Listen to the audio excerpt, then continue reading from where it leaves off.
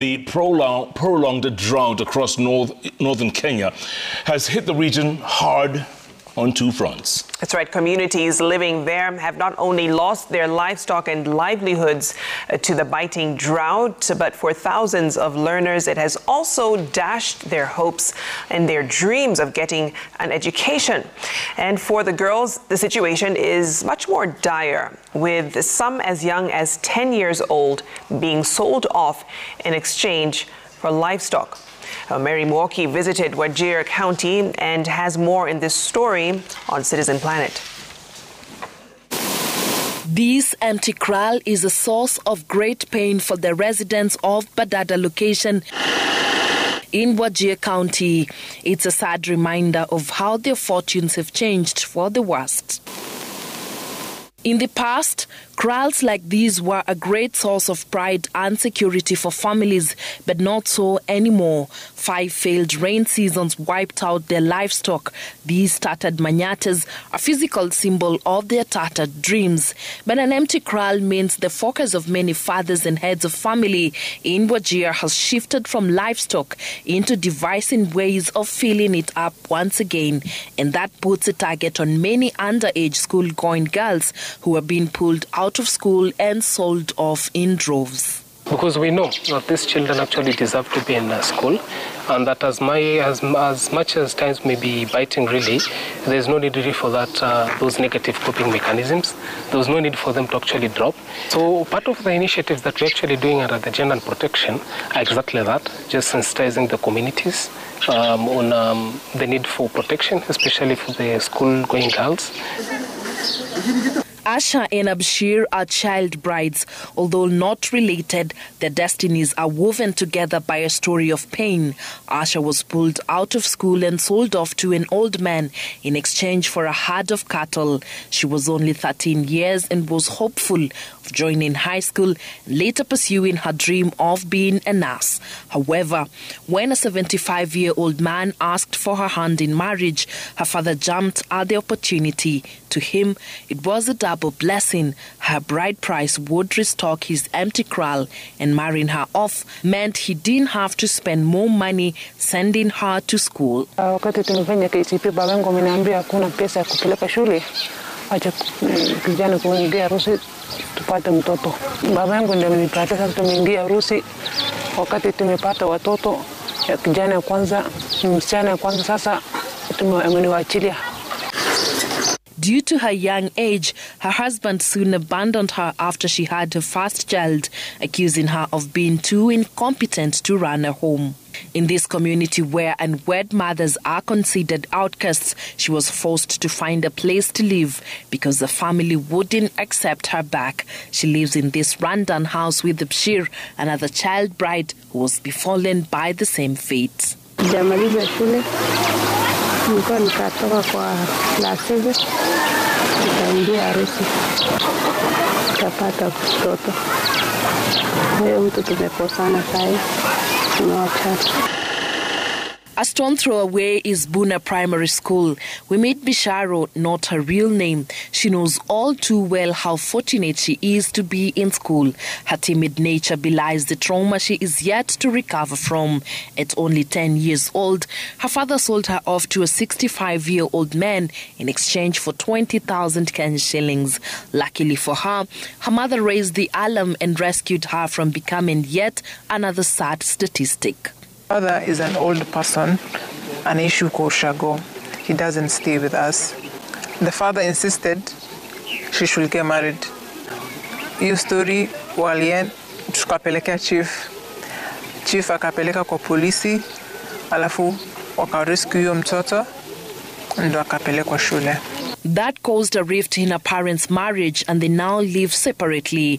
After her rescue, her suitor demanded a refund of his money, and her father, who'd already bought livestock with the money, demanded that Bisharo's mom figures out how to repay it on her own.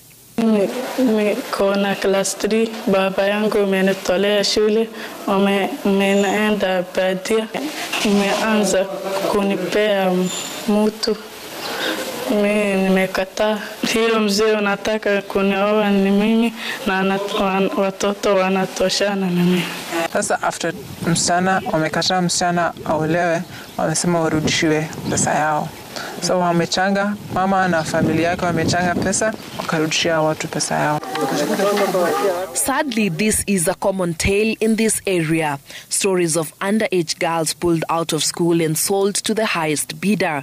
5 consecutive failed rain seasons have put thousands of families here on the brink of starvation. The pressure on households caused by the unrelenting drought has caused a sharp spike in the triple threat faced by girls from this region: FGM, early marriages and teenage pregnancies. Hadija Osman, the head teacher of Buna Primary School, lives with that reality daily. Because of the prolonged drought, those animals zilikufa. So wazazi sasa, msichana akiolewa, that is one way of kupata mali. So others, they take that advantage. Alafu wanatoa watoto kwa shule, ama hata wakifika umri ya kwenda shule wanakatasia akae huko aolewe apate mali. Most of the girls in this school have been rescued from early marriages.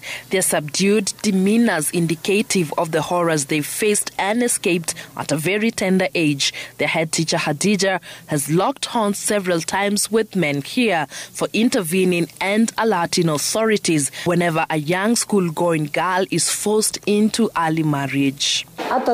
Hata si mara ya kwanza, kuna hata mara tulisaidia msichana akiwa amemaliza darasa la 8 alikuwa anataka kuolewa, ukapeleka kesi yake kwa Sub County Director of Education.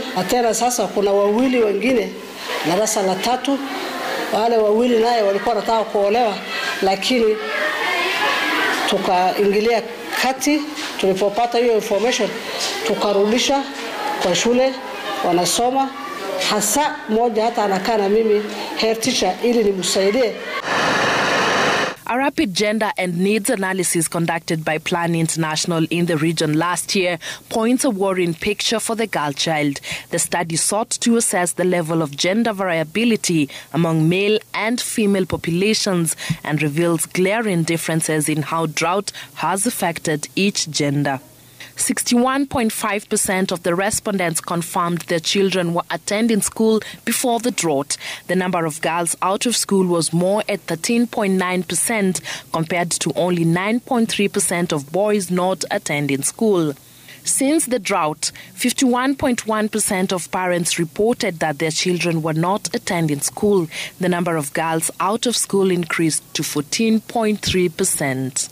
A gender protection officer at the Wajir South Development Association, Maimuna Aden, says the trend that was already worrying got exacerbated by the drought crisis. Maimuna says her office receives about 2 or 3 cases of early child marriages every month, necessitating a change in strategy.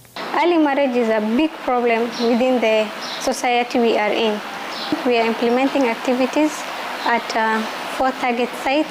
That is at Wajir North, Buna, Boji, Jarte and Watiti. We are facilitating psychosocial support to the at-risk populations. We are also doing training of leaders, including chiefs, religious leaders and elders. When the chips are down, it's always the girls who bear the greatest brunt of the worsening drought situation in northern Kenya, highlighting the need for urgent intervention to secure their destinies. In this part of the country, the girl child is born with the odds already stacked against them. The biting drought has worsened the situation, with many underage school-going girls being sold off to older men in exchange of a few goats and sheep to cushion their families against the drought. Muoki, Citizen TV in Wajir County.